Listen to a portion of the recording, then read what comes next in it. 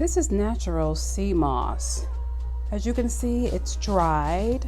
Normally when you find sea moss, it's kind of rubbery and it's packed in what looks like kosher salt.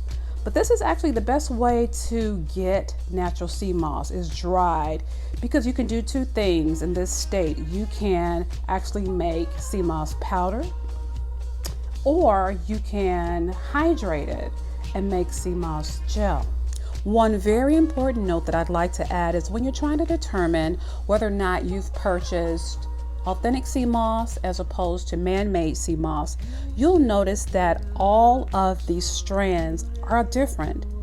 They're not identical and they're not uniform. That's because as the sea moss is under the sea, the little sea creatures, whether they're plankton or other animals, sea animals that feed from the bottom of the sea and from plants like sea moss, they'll start pinching from it and eating around it. And so you'll see little indentations on your sea moss strand. That way you'll know this is authentic sea moss. It's not uniform. All the strands are not even and they're not identical. They're all very unique and all very different. And that's a very important note.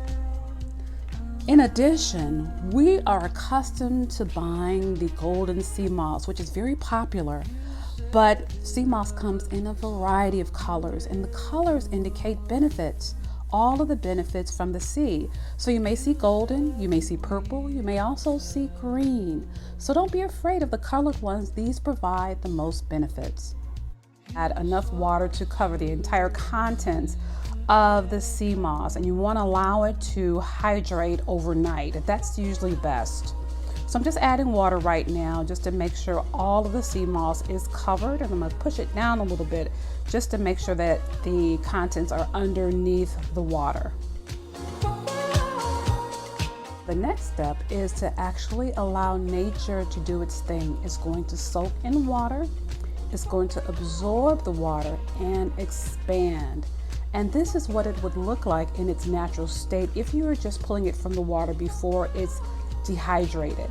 It's feeling rubbery to the touch, it's expanded, and it doesn't look like a lot of the commercial sea moss that we normally see when it's packaged from national commercial dealers.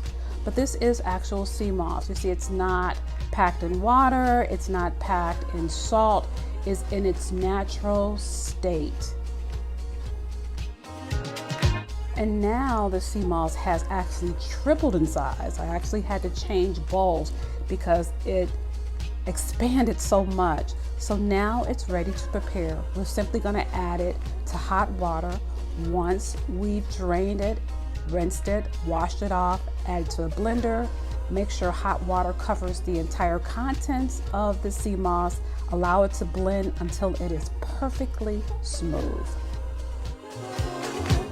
So now that you have this wonderfully smooth sea moss gel, you want to allow it to cool entirely. So place the contents in a glass jar, which can hold about 24 to 32 ounces, and allow it to cool on your counter for about 8 hours. After that, put a top on it, place it in the refrigerator, and you can use it up to a month. You can add this to smoothies, about 1 tablespoon. You can make teas, you can thicken soups, you can thicken gravies, and you can also make a sea moss cheese. So follow me on my Instagram page and I can show you exactly how to do just that.